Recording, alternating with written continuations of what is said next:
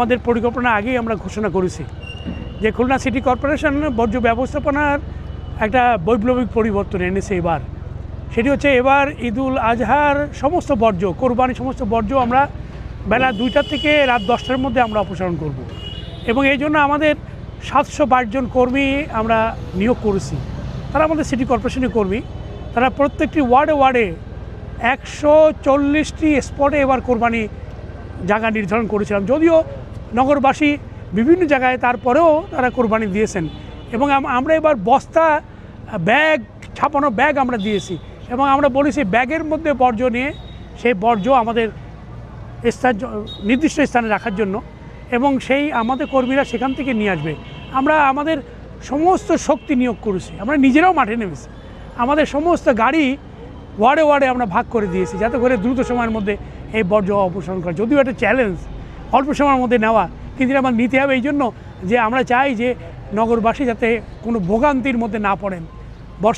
বর্ষার সময় যাতে কোনো সময় বর্জ্য যাতে করে ছড়িয়ে না যায়, আমরা এই জন্য দ্রুত করেছি। এবং আমরা এরপরে আমাদের বর্জ্য অপসারণের পরে আমরা সারা শহরে আমরা পানি দেব, এবং ফেনাইলযুক্ত পানি এবং আমাদের এই যে স্যাভলনযুক্ত পানি, যেটি আমাদের একটু আপনারা দেখেছেন আমাদের গাড়ি থেকে প্রত্যেকটি রাস্তায় যেসব জায়গায় বর্জ্য আছে, যেসব জায়গায় রক্ত আছে, এসব আমরা ধোয়ার জন্য আমরা এই ব্যবস্থা করেছি। একটা বিষয় প্রতি বছরই আসে, সেটা হচ্ছে যে প্রত্যেক বছর আসলে সিটি কর্পোরেশনের পক্ষ থেকে নির্দিষ্ট পয়েন্টের মতো বলা হয়, কিন্তু মাঠ পর্যায়ে আসলে সেটার কার্যকরিতা অনেক সময় পাওয়া যায় না। আবার আমরা যারা সাধারণ নাগরিক আছে আমাদেরও আসলে নির্দিষ্ট জায়গায় যাই কোরবানি দেওয়া, এটাও আমরা আসলে অভ্যস্ত না। আসলে এই পদ্ধতিটা আসলে এখন বাতিল হওয়ার প্রয়োজন কিনা, আর এই যে অভিযোগগুলো আসে আসলে নির্দিষ্ট পয়েন্টগুলো আসলে নির্দিষ্ট জায়গায় পাওয়া যায় না এবং হচ্ছে যে সেখানে প্রস্তুতি থাকে না, সেই বিষয়ে আসলে আপনি দেখবেন যে আমাদের সমস্ত গাড়ি ঘোড়া কিন্তু সব আধুনিক। সিটি কর্পোরেশন একটা বৈপ্লবিক পথে যাত্রা করেছে।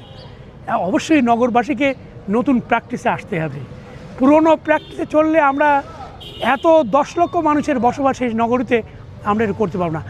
হাজার গরু কোরবানি হয়েছে, আমরা মনে করি যে 10,000, কিন্তু 20,000 হয়, সেটা আমাদের কিন্তু বড় চ্যালেঞ্জ।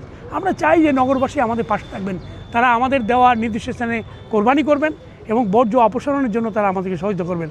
আমরা সবার সহযোগিতা চাই। সিটি কর্পোরেশন তো তাদেরই সেবায় নিয়োজিত, তারাই আমাদের অর্থ দেন, কর দেন, এবং সেই টাকা দিয়েই আমরা যাবতীয় কাজ করি।